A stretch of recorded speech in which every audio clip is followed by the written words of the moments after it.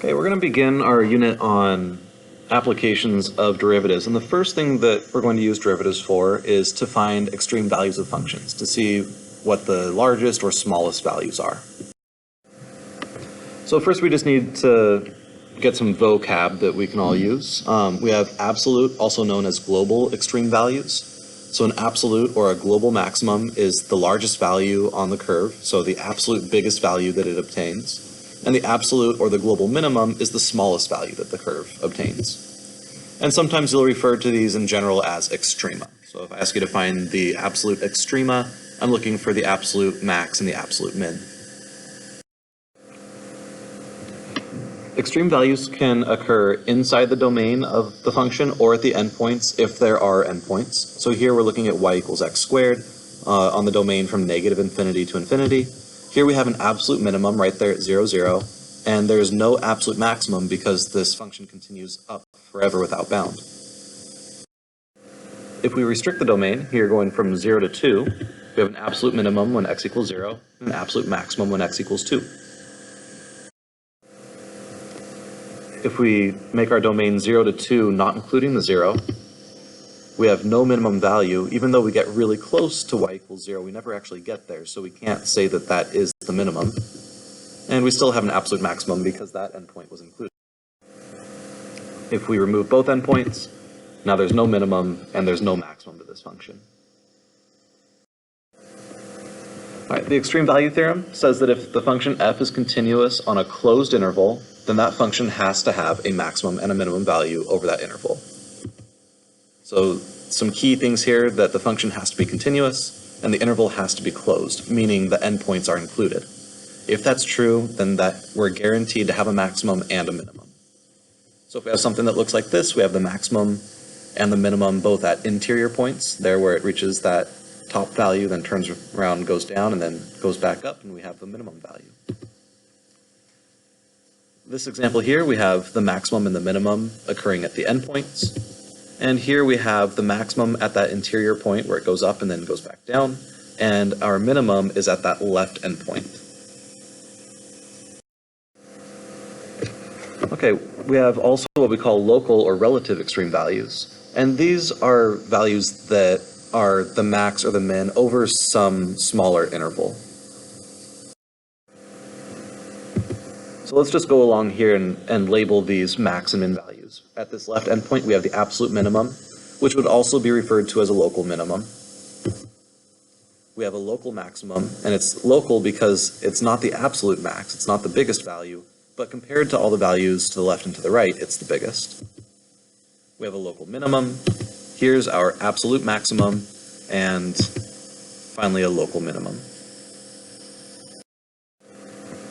And if we just look at these interior points, we want to think about what conditions are necessary for there to be a maximum or a minimum value. And you can see that these first two, we have a slope of 0. And at this last one over here, f prime does not exist. And it turns out that's always going to be the case. If there's going to be a maximum or a minimum value, the derivative is either 0 or the derivative does not exist.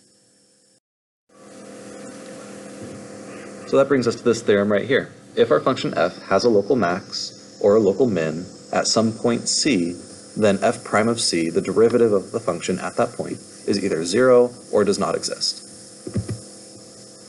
And we refer to these as critical points. You'll hear me use this term all the time. If I ask you to find the critical points, I'm asking you to determine where the derivative is 0 or where the derivative does not exist.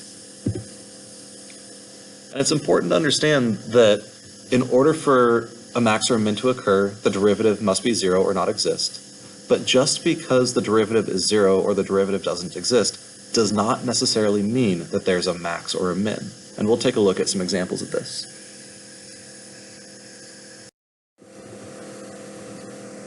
Alright, so critical points are not always extreme values. For example, y equals x cubed. The derivative is 0 when x equals 0, but that is not a minimum value or a maximum value because the graph is going up, flattens out for one instant, and then continues going up. So even though there was a critical point, it's not an extreme value. Y equals x to the power of 1/3. The derivative is undefined when x equals 0 because it has a vertical tangent. but that's not an extreme value because this thing is always getting larger.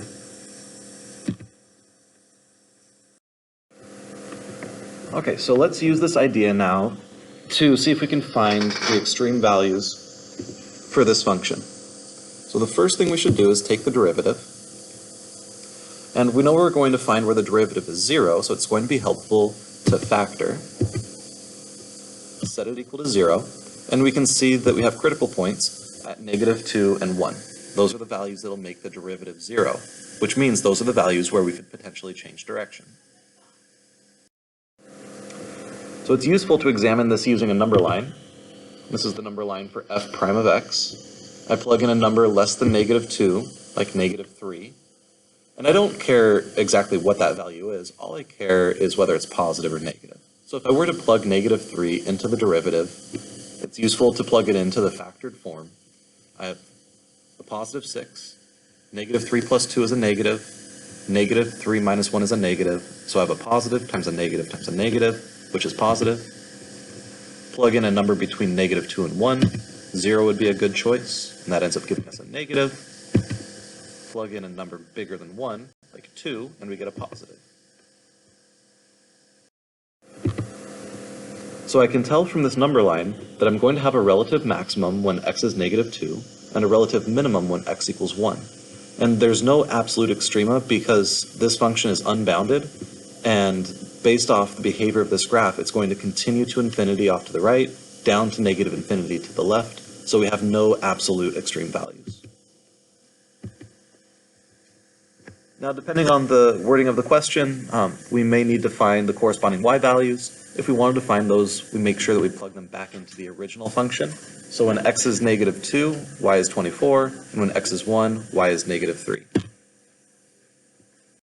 All right, let's take a look at this example here. We have this function f of x, and the domain is restricted down to -2. We still start the same way. We take the derivative, we set it equal to 0, and we factor, and we find our critical points. In this case, 0 and 2. And on my number line here, I just indicated to myself that this thing stops at -2. So if I check these intervals, less than 0 gives me positive, between 0 and 2 is negative, greater than 2 is positive. So I can see that I have a max when x is 0 and a min when x equals 2. I should find the y values, and I should also check my endpoint. And now I can make my conclusion here that I have a relative minimum at 2, -3, a relative maximum at 0, 1, an absolute maximum at the endpoint of -2, -19, and there's no absolute maximum because this thing continues up without bound. In general, here are the steps we can take to identify any max or min values analytically.